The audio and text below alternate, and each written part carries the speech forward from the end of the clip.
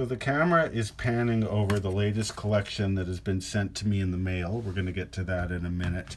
This is primarily a collection of 1960s Parkhurst and Topps hockey cards.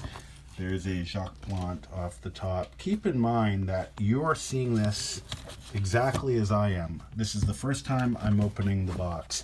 Obviously, I have a bit of an idea of what's in here because I've talked to the owner of the card several times before he sends the collection. This was a highlight in my mind. That's a 1933 Hamilton chewing gum Howie Morenz, and then the Charlie Conacher underneath it.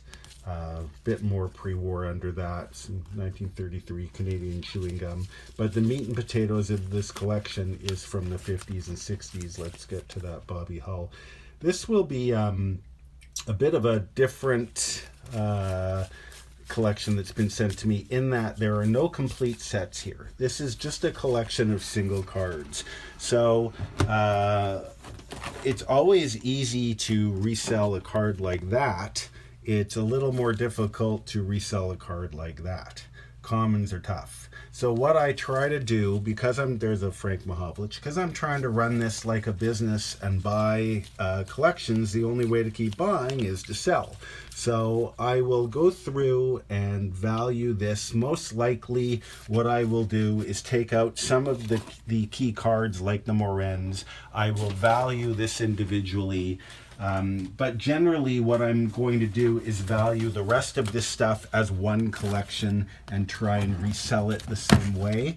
That way, you know, again, that's really the only way to do stuff like this. Again, I have no idea what's in here. You're seeing this just like I am. There's Gump Worsley. There's Busick.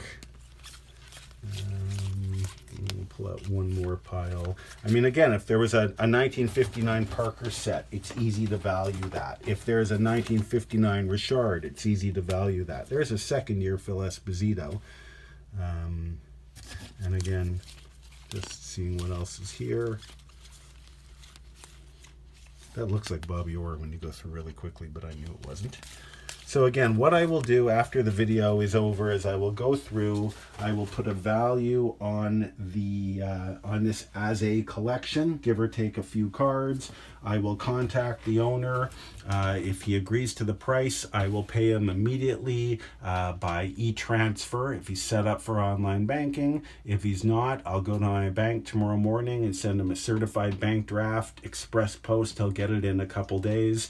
And you know, again, this is the underlying theme to my business. This person who owned this cards did not want to take the time to sell these on eBay. He did not want to go to a card show and sit there all day and answer questions and maybe sell 10% of the stuff, which would have been the best 10%, and be stuck with the rest and go home with it. So all he had to do was call me. You know, we went over a bit about what he had.